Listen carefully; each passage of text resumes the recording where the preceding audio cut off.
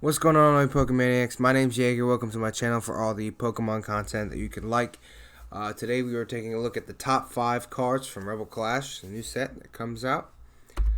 I got all these photos and information here at Pokebeach.com. It's a great place to go to get all your Pokemon content, any questions you may have, as well as Bulbapedia. So Sword and Shield Rebel Clash was released in Japan March 6, 2020. Is due for release in the U.S. May 1st, 2020. It's the second Sword and Shield set, and I believe it will drastically change the metagame. There are a lot of good cards in this set, and I'm very, very excited to see what happens with the game when they come out. So first, a couple honorable mentions. We have Tool Scrapper. Discard up to 2 Pokemon tools from either player's Pokemon. Is almost Field Blower. It's a reprint from an earlier set. I like it. Not good enough to make the list, but I believe it's worth talking about. I believe it will be. I don't think it'll be a staple in every deck, but I believe 1 or 2 copies will be ran in most decks. So, and then Capacious Bucket. Search your deck for 2 water energy, reveal them, and put them into your hand. Shuffle your deck. This card is very, very good for Frostmoth decks. Absolutely disgusting for Frostmoth decks. It's just Professor's Letter, but for water. I believe it's very good. Again, not good enough to make this list, but something that is worth talking about. Without further ado, let's go ahead and get into number 5. We have Toxtricity VMAX. 320 HP, weakness to fighting, 2 retreat cost. Fighting we're not too worried about because hasn't really been good for a little while.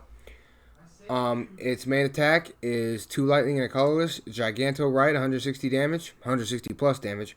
This attack does 80 more damage if your opponent's active Pokemon is poisoned. It's seen major success in Japan. I've seen plenty of top lists with this deck in it, or with this deck. Pairs well with the Garbodor from Rebel Clash that once per turn can poison, which automatically sets off this plus 80 damage. It hits for big damage fairly easily as long as your opponent's Pokemon is poisoned. You do in a decent amount. And I believe it'll contend for the best deck in the format, if not be the best deck of the format. There are still decks that can rival this, but I believe this is one of the top decks coming soon. Okay, next at number 4, we have Dragapult V and Dragapult V Max. So Dragapult V for 1 Psychic Energy Bite does 30 damage, 2 Psychic Energies Assault Jet 60 plus damage. If it was on your bench, it became your active this turn. It does 80 more. It's decent for a V Pokemon, nothing too crazy, but what we're really excited here is about V Max.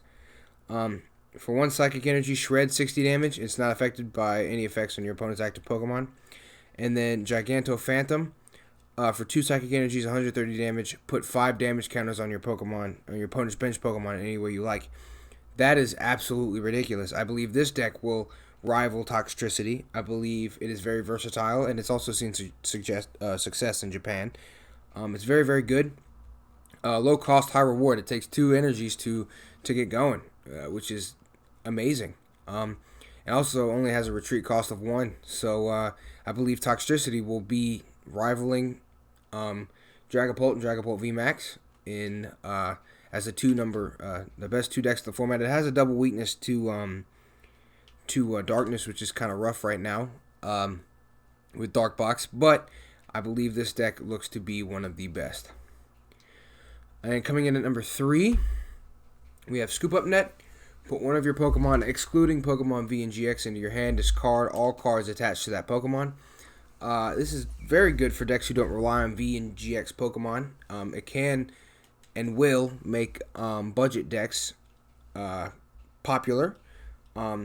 As popular as meta decks, we may see a very diverse metagame with this card. I believe this card is absolutely busted and can get somebody out of a tough situation.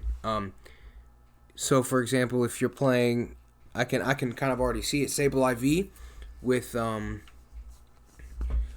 Zigzagoon. You could just continue to pick up and put down and put damage counters on your opponent's Pokemon, which is very nice.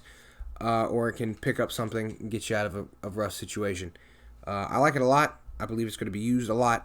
And I believe it should be number 3 on this list. Number 2, you have Eldegoss V. Ability Happy March.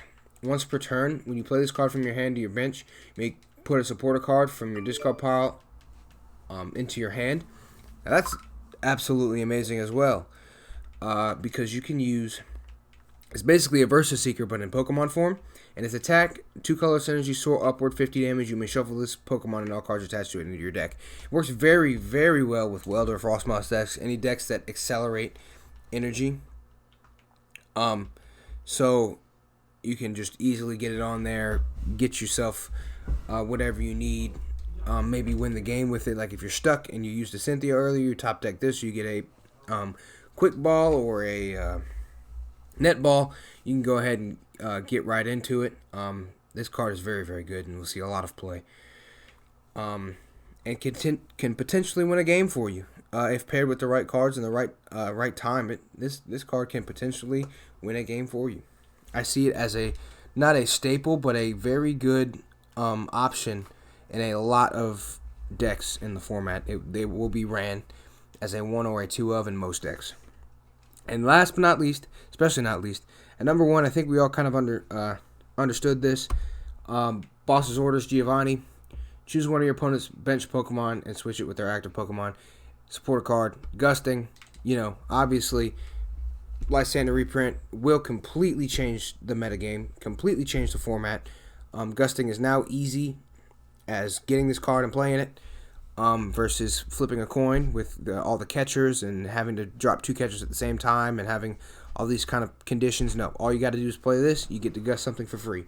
It can win and lose people games. If you pair this with Eldegoss, you can drop Eldegoss, get yourself Boss's Orders, gust something up on the bench, and knock it out for game. And it will be played in every deck. I can guarantee that. Well, I can't guarantee that, but it will be played in most decks, most competitive decks. Because of how good it is and how versatile it is and how busted, well, not busted, but how we'll leave it at how good it is. Boss's Orders, I remember playing when I played with Lysander, and that card, I 100% has won and lost people games, and I believe it will continue to do the same thing. Just because it has a different name does not mean it won't do the same thing. So, with that being said, that completes the list. Make sure to follow me on Twitch at twitch.tv/CrimsonJaeger. I stream 3 to 4 times a week. And twitter.com/CrimsonJaeger_. I tweet all the time about new videos and times I stream and Pokemon news, so make sure to follow me on there for all your live updates. I'm going to be doing 2 YouTube videos a week from now on. With my work schedule, I believe that's something I can accomplish. So yeah, that's pretty much it. Thank you guys so much for watching, and I will see you next time.